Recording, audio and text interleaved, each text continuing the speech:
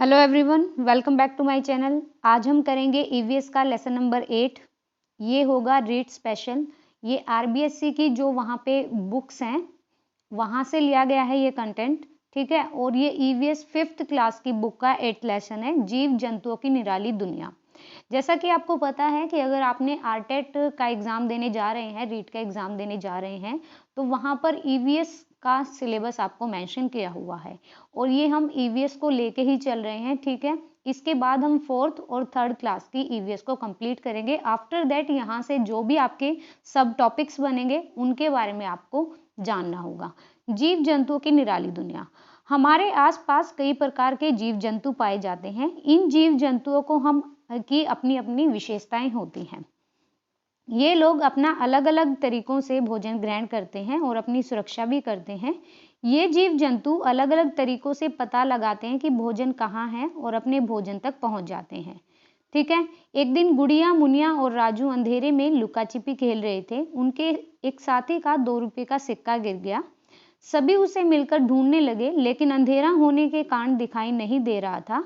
अचानक एक चमगादड़ को तेजी से उड़ते देखकर राजू बोला, देखो, चमगादड़ तो आराम से अंधेरे में उड़ रहा है और आप अपने सिक्के को नहीं देख पा रहे हैं। तो मुनिया ने बताया, मैंने कल पुस्तकालय में किताब में पढ़ा था कि चमगादड़ जो है वो रात में उड़ते समय उच्च तारत्व वाली आवाज निकालता है, जो सामने किसी वस्तु से टकराकर वापस आती है। उस प्रतिध्वनि को सुनकर वह अंधेरे में भी आसानी से उड़ सकता है। तो आपसे पूछा जा सकता है कि अंधेरे में उड़ने वाले जानवर का नाम, तो वो चमगादड़ होता है। ये कैसी ध्वनि निकालता है? उच्च तारत्व वाली। और ये किसी वस्तु से टकराकर वापस आती है। इस प्रतिध्वनि को सुनकर वह अंधेरे में उड़ सकता है, ठीक है। एक दिन मुनिया अपने भाई राजू के साथ पड़ोस में जा रही थी। मुनिया का पैर चलते चलते एक पत्थर से टकराया और उसे चोट लगी। वह घबरा गई, फिर उसने अपने भाई के साथ साथ चलती रही। तभी पड़ोसी के दरवाजे पर एक कुत्ता चैन से बंधा था। वह उसे देखकर भौंकने लगा। राजू ने बताया कि कुत्ते अनजान व्यक्तियों को देखकर भौंकते हैं और अंदर नहीं आने देते। क्यों? क्योंकि सूंघने की जो शक्ति होती है वो बहुत ही तेज होती है। आप किन किन चीजों को सूंघकर पहचान सकते हो? सघन खोजी अभियानों में प्रशिक्षित कुत्ते का उपयोग क्यों किया जाता है? क्योंकि कुत्ते की सूंघने की क्षमता ज्यादा होती है।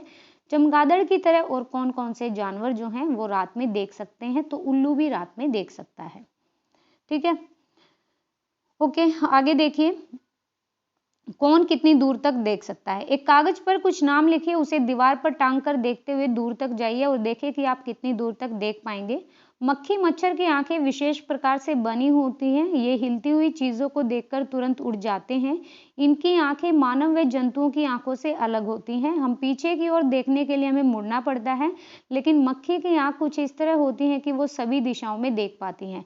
आप यहाँ पे देख सकते हो मक्खी की आंखों को, ये बिल्कुल राउंड है। ये पीछे भी देख सकती है, आगे भी देख सकती है। तितली हो गया, मच्छर हो गया, तो ये क्या होते हैं भाई, ये देख सकते हैं सभी दिशाओं में, इसीलिए हम इन्हें पकड़ नहीं पाते हैं। विभिन्न उड़ने वाले जंतु, तो उड़ने वाले जंतु देख लीजिए कौन कौन से होते हैं।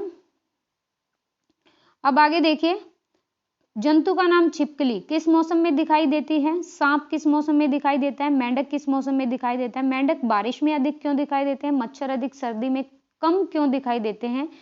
तो भाई ये आप देखिएगा, पक्षियों के बारे में, जानवरों के बारे में पढ़िएगा। मुनिया, सभी जीव जंतुओं की अपनी विशेषता होती है। मनुष्य, पक्षी, कीड़े मकोड़े आदि से अलग होता है। हम स्थलीय जीव हैं, पानी में हम नहीं रह सकते। जलीय जीव अलग होते हैं, स्थलीय अलग होते हैं। चींटियों के बारे में देखिए।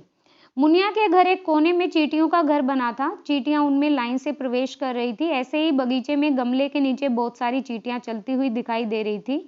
वहां थोड़ी नम जमीन थी। तब जब गमले को हटाया गया तो चींटियां अपने अपने अंडों को लेकर जाने लगी। मुनिया की मां ने बताया कि चींटियां चलते समय एक पदार्थ छोड़ती है, जिसके पीछे चलने वाली चींटियां रास्ता पहचान लेती हैं।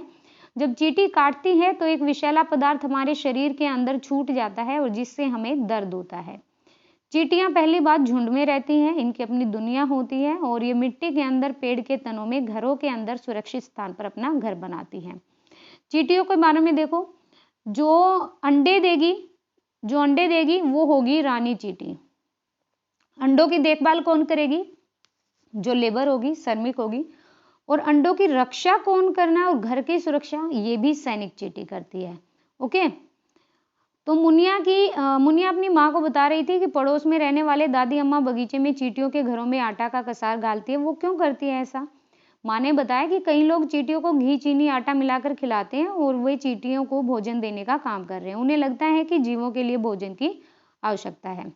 ये हमने सीखा में देखे भई, जीव जंतु की सूंघने और देखने की क्षमता, चमगादड़ रात्रि में प्रतिध्वनि के सहारे उड़ता है। हमें जीव जंतुओं के लिए भोजन की व्यवस्था करनी चाहिए। ये आपको खुद से करना है कि भाई जंतुओं के नाम, चिड़ियाँ, भोजन प्राप्त करने का तरीका, ये उड़ती हैं या तैरती हैं, मछली, मोर, छिपकली, तितली, मच्छर, कुत्ता, आपको ये सब करना होगा जंतुओं के बारे में, ठीक है। नीचे कुछ चित्र दिए हैं, इन्हें पहचान कर अपनी अपनी कॉपी में लिखिए। तो चमगादड़ रात्रि में किसी वस्तु से टकराए बिना क्यों उठता है, कैसे उड़ता है? तो वो अपनी प्रतिध्वनि के सहारे उड़ता है। आपको जीव जंतुओं के बारे में और पक्षियों के बारे में यहाँ से जानना होगा, ठीक है। यहाँ पे जो जो आपको ऐसी चीजें लगे कि भाई उन टॉपिक्स के बारे में आपको नहीं पता है, तो वो टॉपिक्स आप सर्च करिएगा, आप वहां से पढ़ सकते हैं, ठीक है। तो भाई ठीक है, ये हमारा था 8th लेसन, यहाँ पे होता है कंप्लीट। आई होप सो कि आपको वीडियो पसंद आए। वीडियो पसंद आए तो लाइक कीजिएगा और चैनल को सब्सक्राइब कीजिएगा।